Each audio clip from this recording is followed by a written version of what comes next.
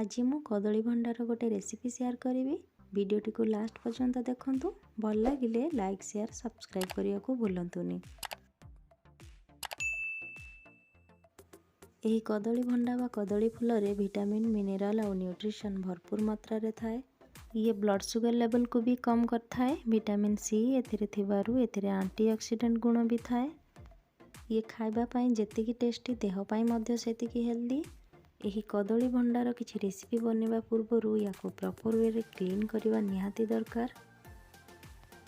यही देखंतु मुझे गोटे कदली भंडा नहीं या केमती क्लीन करा जाए मु आपण मानकु देखे दउची। फास्ट ये भंडारू आमको गोटे गोटे कवर बाहर करिया को पड़िबो। ए कवर भीतर ही कदलीर फूल थाए। ए देखंतु ए गुडी का होची कदलीर फूल। यही भंडा भितर गोटे गोटे कवर बाहर करी आमको एमती फूल बाहर करनबार अछि।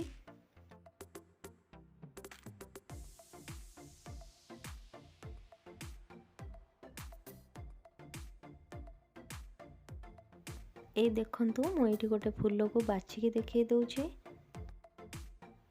फास्ट फूलरू ए जो कवर भलिया प्लास्टिक टाइप रो देखा होउछि याकू हमको बाहर करिवार अछि। तापरे डंठल परिका एटा जो देखा होउछि याकू हमको बाहर करनबार अछि। एमिति सबु फूलरू हमको ए दुईटा जिंस ही बाहर करिवार अछि।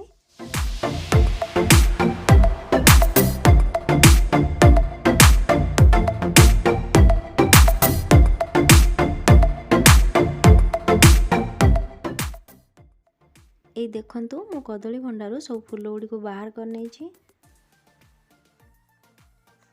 एतिकी पर्यंत ही हमको फूल बाहर करी बाछि नबार अछि। एथिरु आ फूल बाहर करबा दरकार नाही।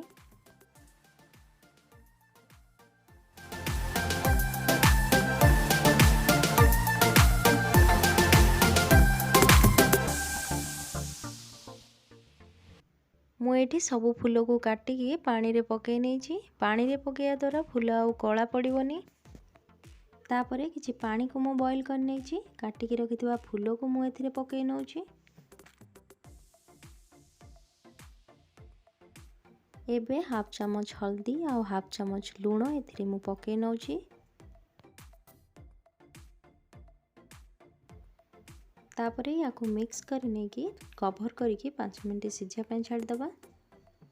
देखंतु ये फूल हमर एबे सिझी गलानी। मु सब को ये पानी रु छाणी की गोटे प्लेट को बाहर कर नेबी। यही फूल रु कसा अंशटा पानी रे भी बाहर जाइछि। पानी को हमर यूज करबार नाही। तापरे गोटे पैन रे मु एठी 3 टेबल स्पून ऑयल पके नउछि। तेल टिके गरम होला परे मु एथिरे गोटे तेजपत्र आ हाफ चम्मच जीरा एथिरे पके नउछि। जीरा टिके फुटी गला परे मु गोटे मीडियम साइज रे प्याज को चॉप करके रखिथिली ताकू एथिरे मु पके नउछि। प्याज को किछि समय फ्राई करनबा। प्याज हमर हेई गलानी। मु एथिरे गोटे चम्मच अदा रसुण रो पेस्ट को पकाउछि। अदा रसुण रो कंचा वासना गला पर्यंत टिके समय फ्राई करनबा। तापरे गोटे चम्मच लंका गुंड आ हाफ चम्मच हळदी गुंड को मु एथिरे पके नउछि। याकू टिके समय फ्राई करनबा।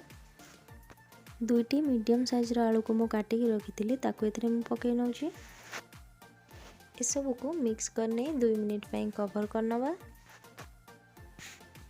तापरे हाफ कप मसूर डाली को मु धोई के रखिथिली ताकू एथिरे मु पके नउछि।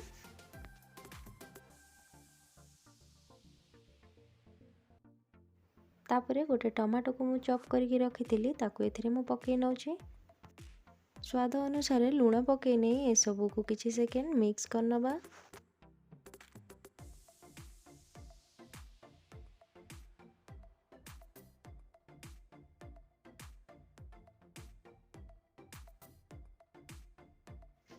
तापरे सिझे के रखिथिबा कदली फूल को एथिरे मु पके नउछि।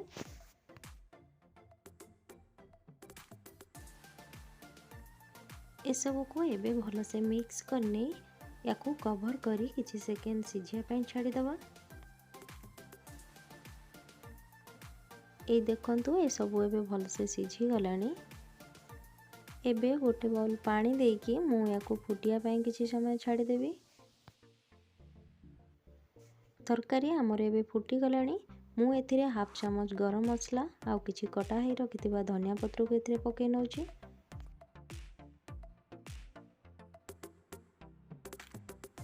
एबे आमर डिलीशियस कदली भंडा तरकारी खाइबा पई पूरा रेडी। याकू थरे निश्चय बनै खातु और भल लगिले मते कमेंट सेक्शन रे जणातु। वीडियोटी को लाइक और सब्सक्राइब करिया को भूलंतुनी।